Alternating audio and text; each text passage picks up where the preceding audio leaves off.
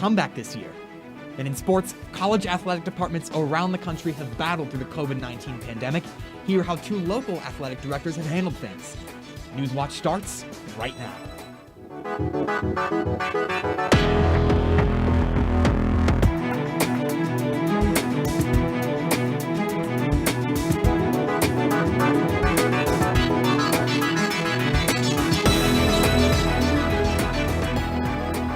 Good evening and welcome to Newswatch, your source for news impacting Southeastern Ohio. I'm Dylan Tyson. A bill moving through the state legislature could affect which businesses can stay open in the event of a future pandemic. Reporter Lexi Lepoff discussed the impact of this legislation with local businesses and health officials. Over a year ago, the government forced thousands of businesses to close their doors in response to the pandemic, but others were allowed to stay open because they were deemed essential. Under Senate Bill 134, or the Business Fairness Act, any business that follows health and safety requirements may remain open during a pandemic or bioterrorism event. The bill was introduced by Republican Senator George Lang and is co-sponsored by senators from both parties. The bill has already passed unanimously through the Ohio Senate and is working its way through the House. The bill has gained a lot of support from small business owners who feel the process of choosing which businesses were essential was unfair and left small businesses at a disadvantage. The Director of Small Business and Workforce Policy for the Ohio Chamber of Commerce, Kevin Boehner, testified on behalf of these businesses. You know, a small jewelry store that had to close, but yet you could go to Meijer and buy jewelry there. The manager of public affairs for the Ohio Council of Retail Merchants, Alex Bernka, also testified in support of the bill on behalf of its over 7,000 members. We felt that regardless of what type of business you are, if you can meet the safety standards, which we think a lot of our small businesses were capable of doing, then you should have the opportunity to stay open. Although this bill will help business owners, public health officials worry it will not keep people safe. Athens City County Health Commissioner Dr. James Gaskell worries what will happen if public health cannot do its job. We need to be directed by the science. We don't want to have public health inhibited from acting appropriately in the face of serious illness. Bernka said he agrees with the importance of protecting public health and assured that this bill will not let businesses operate recklessly. That doesn't mean that if you're not making efforts to keep people safe, that you should just stay open and you shouldn't face any consequences. Gaskell understands the struggles Ohio residents face due to the closures, but he thinks it needed to happen. I think what we have to do is look at the outcome. The economy of the state of Ohio is recovering and is going to recover, and we did not have nearly as high a mortality rate as some states who did not close down. In Athens, I'm Lexi Lepoff for Newswatch. And that bill includes an emergency provision, which would have it take effect immediately if passed. And already in action, the Alexander Local School District has launched an ambitious overhaul to its summer education program. They're calling it the Summer Recovery Plan. It's a significant upgrade from their previous summer school, made possible by federal relief funds. Students who faced academic setbacks during the pandemic are encouraged to attend for 2 to 6 weeks, where they can recover credits through personalized instruction at an accelerated pace. Superintendent Lindy Douglas says more than 10% of the district students are participating. The program helps more than 24 teachers, too. Faculty employed for the summer can earn up to $67 an hour. That number, which also comes from federal funding, amounts to their typical daily pay while working far fewer hours. The school will also employ a handful of bus drivers and food service workers. Board President Blake Regan says the program's future depends on both its success and available funding. And this is just one of many improved summer education projects across Athens County. In fact, nationwide, education is moving back to normal. The Biden administration plans to have all students attend school in person this fall. But Education Secretary Miguel Cardona wrote a letter to the White House Chief of Staff outlining the challenges of this goal. Student attendance rates were low this spring, even though 90% of middle and elementary schools were open for some type of in-person learning. And Cardona says there is work to be done to ensure that every student coming into the classroom has an equal education. The level of urgency dissipates a bit in the summer. When the lights are on and when students are coming back in doesn't mean we don't have work to do. As you pointed out, we have students coming in uneven. We know Black and brown students are not coming in at the same rate. We know that gaps have been exacerbated. So the purpose of the letter was to say we are seeing some progress, but we have a lot of work to do. As for students getting the COVID-19 vaccine, Cardona says health experts will decide whether to make it a requirement. Pfizer's vaccine is authorized in the U.S. for children as young as 12 years old.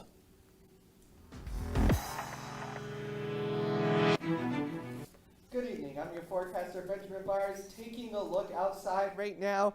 We certainly had a beautiful but hot day out today, as you probably have seen with that heat, but luckily that humidity has gone down. So it's not too unbearable outside, but that sun definitely makes it hard to be outside. We can expect to see sunny days throughout the week with some chances of thunderstorm towards the end of the week, but overall a beautiful day. For the week ahead, sunny until Friday. We could see that heat remain throughout the week, but at the end of the week, those storms come back like we've seen last week. Taking a look at tomorrow, 78 in Newark, 79 in Athens. Throughout our southeastern area, pretty hot and sunny, which is very different than what we've seen. We can expect some sky events, the June solstice, a few strawberry moons, and Io shadow, which is a moon of Jupiter passes through Callisto. And over to you, Dylan.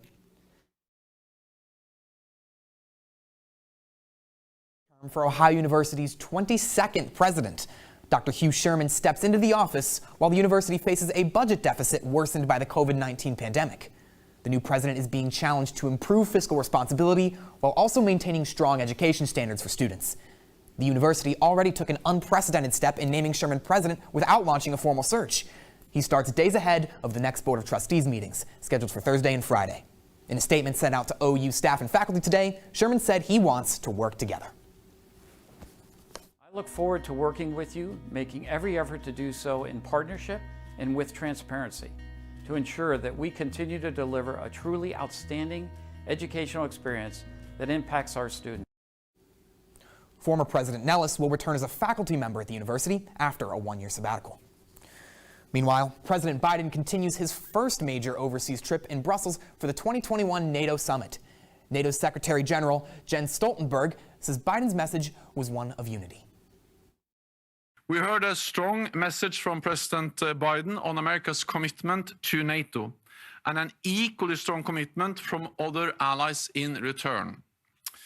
All leaders agreed that in an age of global competition, Europe and North America must stand strong together in NATO to defend our values and our interests, especially at a time when authoritarian regimes like Russia and China challenge the rules-based international order.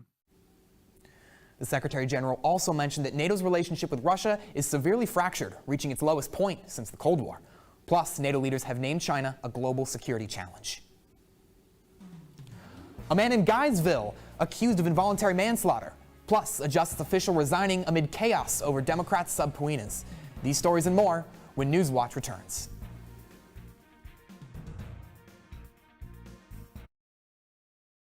Can you all live the ultimate retirement? You can. Acclaimed personal finance expert Susie Orman provides essential advice to make your retirement more successful and secure. Every little action that you take can make a tremendous difference.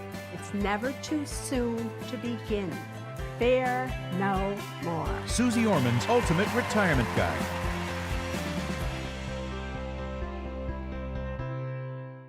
This month in Passport on the PBS Video app, your on-demand library for the best of PBS. 4 Hollywood stars are exploring their family's extraordinary World War II stories. I truly believe that if we make the right decisions, together we can create a better future.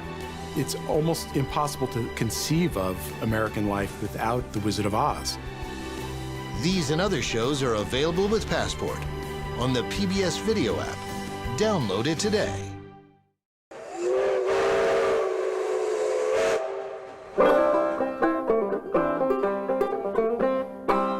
Hi, I'm David Holt.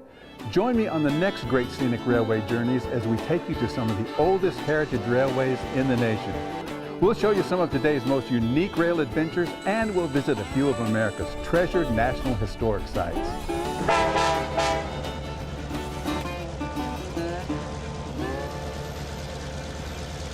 Hey, I'm Rick Steves. After being locked down for so long, I can't wait to travel again.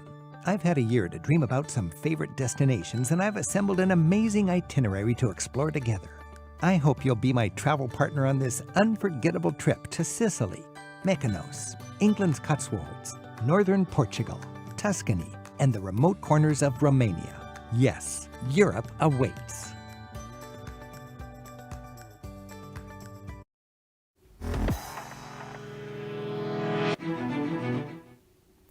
Welcome back to Newswatch. A man in Guysville was arrested this morning on a charge of involuntary manslaughter. 35-year-old Justin Pennington allegedly went to the house of 59-year-old Blaine Sharp last night to attack him over a prior incident.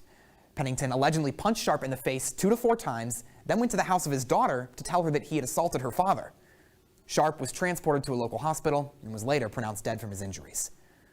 For now, Pennington is in jail with a $755,000 bond. He's due to appear in Athens Municipal Court next week. Immigration and Customs Enforcement terminated a Trump-era office focused on victims of immigrant crime. ICE announced on Friday it was canceling the Victim of Immigration Crime Engagement, or VOICE. Homeland Security Secretary Alejandro Mayorkas issued a statement saying everyone should have access to victim services without concern of their immigration status. The VOICE office launched in April 2017 and was criticized by some for skewing opinions about immigrants.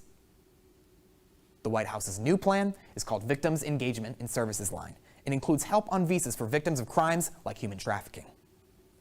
The Justice Department's top national security official is resigning from his position.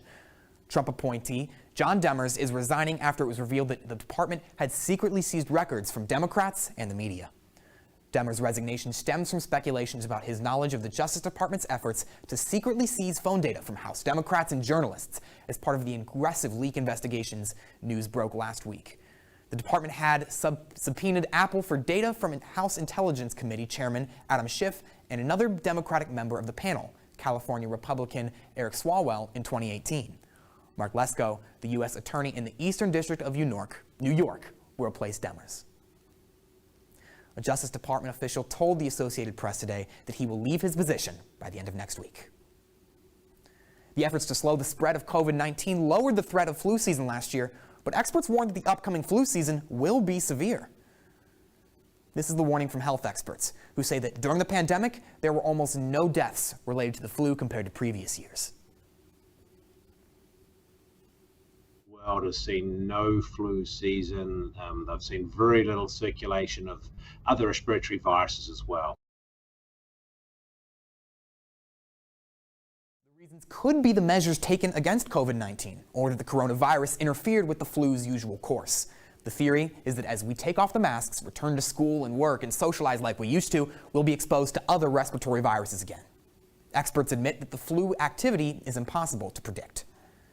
Health officials recommend getting your vaccine, washing your hands, and practicing personal hygiene to combat the spread. Civil rights advocates plan moral march on Manchin. That story is still ahead.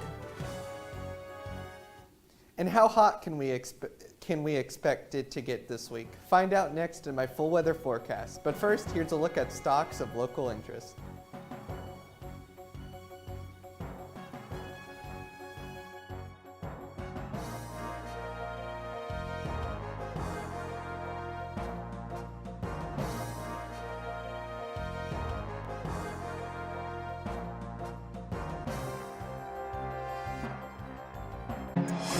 Paul and Mary are searching for the new Michelangelo dough. A sculptural challenge. That looks spectacular. Truly magnificent. A secret ingredient. The crust. You get that by using steam in the oven. Second guessing myself now. And a break with tradition. Something we've never done before. We give out a special commendation. This goes to...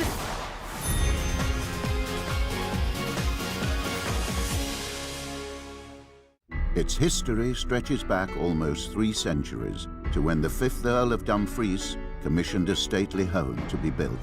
He wanted to create a kind of honey trap to attract a new wife. If we hadn't stepped in, then all this wonderful furniture would have literally gone everywhere, and we would have been left with I think, a completely empty shell of a house.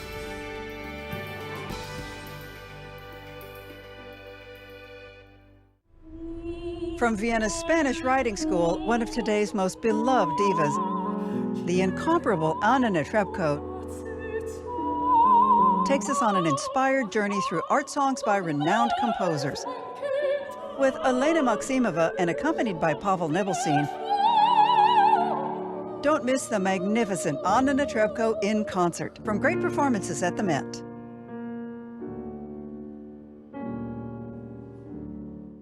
This month in Passport on the PBS Video app, your on-demand library for the best of PBS. 4 Hollywood stars are exploring their family's extraordinary World War II stories. I truly believe that if we make the right decisions, together we can create a better future. It's almost impossible to conceive of American life without The Wizard of Oz. These and other shows are available with Passport on the PBS Video app. Download it today.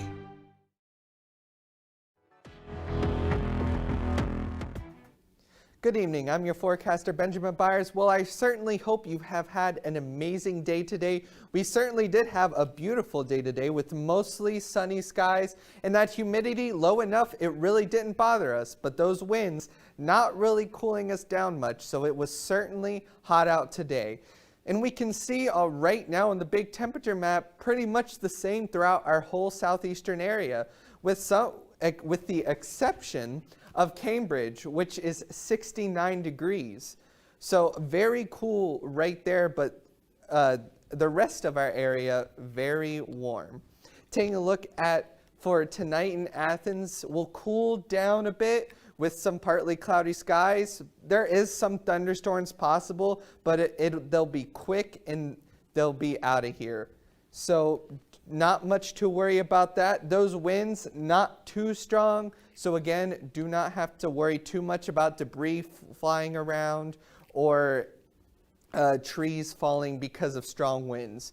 And we'll cool down throughout our area with those clear skies remaining in our whole area. So beautiful skies are expected tonight. With taking a look at the U.S. satellite map for right now, we can see Ohio. We see those few clouds that are in the area that we can see outside, and we can even expect those to be seen as we get into the night. With the big temperature map, in the west, we see higher temperatures than we do even in Ohio. We're more in the cool area of the U.S., but it still feels very hot outside. Taking a look at tomorrow in Athens, 79 degrees, sunny, another beautiful day out. But one difference, that UV index will be very high, which means you can get sunburn very easily. So if you're going out for long periods of time, make sure to wear sunscreen and reapply it, as you can expect to get sunburn very quickly. And with tomorrow on our big temperature map, pretty much the same as we see in Athens, warm throughout our southeastern area, and that sun will come out, which will make it absolutely, almost dropped it, absolutely beautiful outside. For some sky events to look forward to in June, the June solstice, which is the longest day of the year, is coming up, and a full strawberry moon, which is when some strawberries are ready to ripened and gathered. And Io's shadow, which is the moon of Jupiter, is likely to pass through Jupiter. So those of you with telescopes, it'll make sure to point them toward Jupiter that night. Taking a look at the planting calendar for those with gardens, you'll want to plant cabbage seeds indoors by the 16th, plant bell peppers by the 19th, and plant eggplants outdoors by the 19th as well. So make sure to get your garden ready for those dates. Taking a look at the 7-week day forecast for the week ahead, we can see Tuesday, the beginning of the week, we can see sun and very low chances of precipitation, but that heat remains. Around the end of the week, we see those small chances of thunderstorms, not too much to worry about as the highest is only 41%, but that heat still remains with us throughout the week. And back to you, Dylan. Thanks again, Ben. Cedar Point's Gatekeeper roller coaster will be closed until further notice after breaking down this past weekend. Park spokesman Tony Clark said in a statement to 3 News that the Gatekeeper train stopped on the lift hill after the lift chain had separated. Clark mentioned the vehicle's safety system worked correctly and subsequent trains stopped on the lift hills. All guests were safely escorted off the coaster. The Gatekeeper had an unrelated issue 2 years ago after opening in 2013. And a small plane crashed near a neighborhood in a Columbus suburb shortly before 9 a.m. today. Authorities say that no serious injuries were reported and that the pilot was the only person in the aircraft. It is unclear if any of the residents of the Worthington neighborhood were in their homes at the time of the crash. The cause of the crash remains under investigation. U.S. Senator Joe Manchin is in hot water for opposing a legislative overhaul of U.S. election law. The Poor People's Campaign plans to hold a demonstration tonight in Charleston against the West Virginia senator. The Moral March on Manchin developed after he expressed his discontent with the For the People Act. Manchin believes the legislation risks escalating the partisan divide in an already divided chamber in D.C. His critical vote has many progressives frustrated as he rejects key agenda items. The act, officially known as H.R. 1, is awaiting a vote in the Senate. More West Virginia high school seniors are now eligible for the state's Promise Scholarship. The Charleston Gazette-Mail reports the Higher Education Policy Commission reduced the requirements to qualify for the scholarship on Friday. Only 2,500 students earned the award during the pandemic, but now new regulations will allow 500 more high schoolers to have this $4,750 a year aid toward their college education. Students now need either a 1080 SAT combined score or a 21 ACT composite score to qualify. Good evening, everyone. Coming up in sports, the Bloom Carroll baseball team was just one win away from a state title. Find out how the Bulldogs' Division II title game went later on. And right after the break, college athletic departments all over the country dealt with a COVID-19 pandemic. A story on how 2 local athletic directors handled that challenge is coming up next on Newswatch. And be sure to stay tuned to WOUB. Here's a look at what's coming up tonight on your public television station.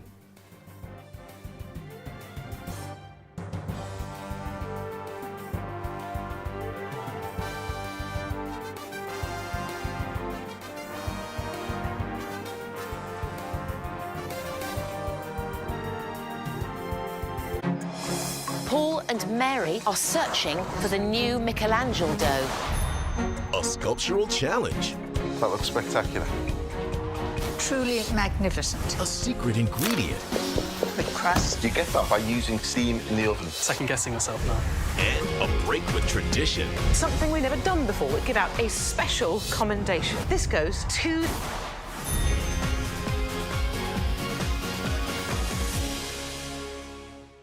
Its history stretches back almost 3 centuries to when the 5th Earl of Dumfries commissioned a stately home to be built. He wanted to create a kind of honey trap to attract a new wife. If we hadn't stepped in, then all this wonderful furniture would have literally gone everywhere, and we would have been left with I think, a completely empty shell of a house.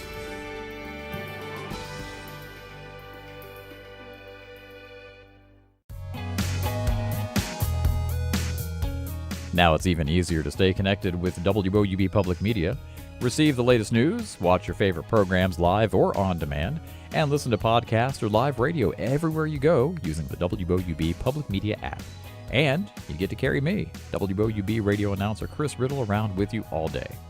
The app is available to download free on iOS and Android. Just search for WOUB. He's thrilled us in concert. Now the amazing Itzhak Perlman charms us with a welcome look at a life well lived. Judge me by what I do, but don't judge me by what I can't do. I want to play the violin because I like the sound. That's what I heard when I asked him to marry me. With family and friends, traveling, teaching. When you teach others, you teach yourself. Rehearsing and more. Oi, perfect. You're in good company with Itzhak on American Masters.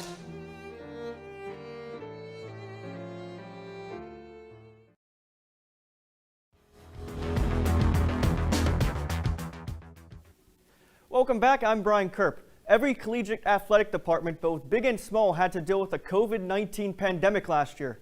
I spoke with 2 local athletic directors to find out how they approached a turbulent year.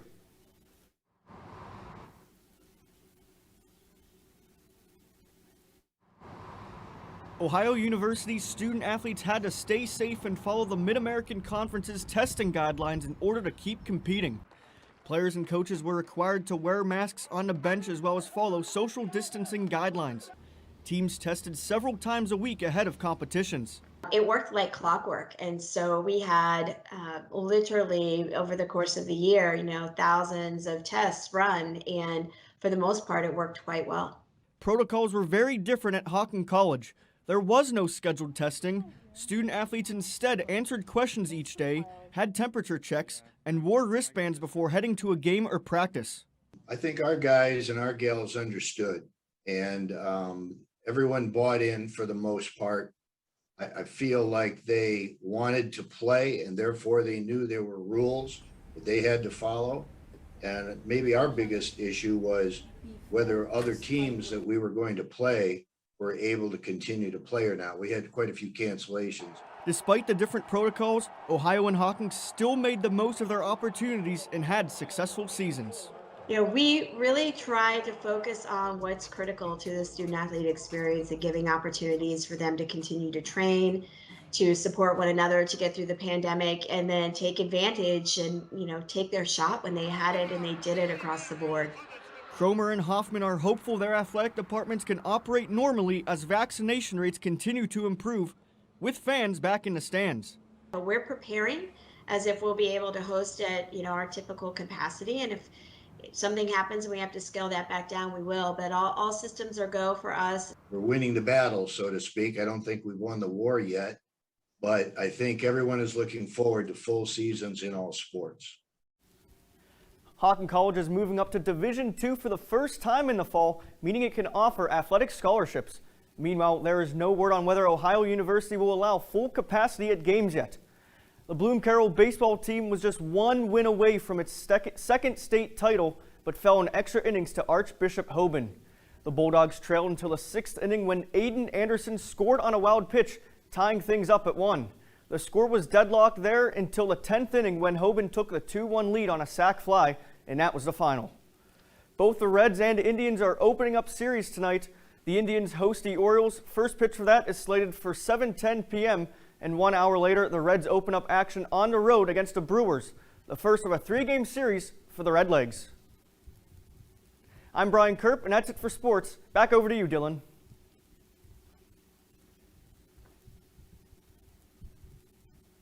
Thank you, Brian. Vaccinated visitors of Walt Disney World do not have to wear their mask starting tomorrow. Visitors who are not completely vaccinated still have to wear face coverings indoors and on all rides and attractions. According to the company website, Disney workers won't require proof of vaccination. Disney officials said they expect to ease up on physical distancing guidelines in the near future. Let's take a look at your final look at the weather tonight in Athens. 56 degrees, partly cloudy, and a couple of thunderstorms possible, but if there are thunderstorms, they'll be here and gone very quickly. For tonight in Athens, we can see a cool down throughout our southeastern region, but overall a clear night is ahead.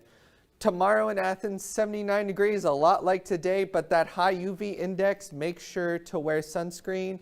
And taking a look at the 7-day forecast for the week ahead, we can there is sunny days ahead for us, but Saturday, Sunday, and Monday, we can see low chances of thunderstorms. And over to you, Dylan.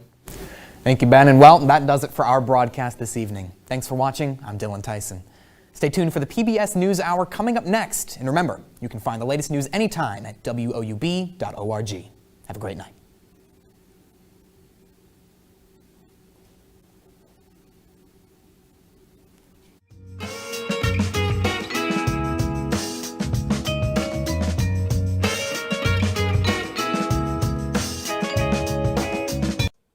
Support comes from Ohio University's Center for Campus and Community Engagement, fostering mutually beneficial partnerships between faculty, staff, and students and community organizations. More information at ohio.edu/community engagement. Support comes from Help Me Grow, providing early intervention for children under age 3 with elevated blood lead levels so they can have the best possible start in life. More information at helpmegrow.org.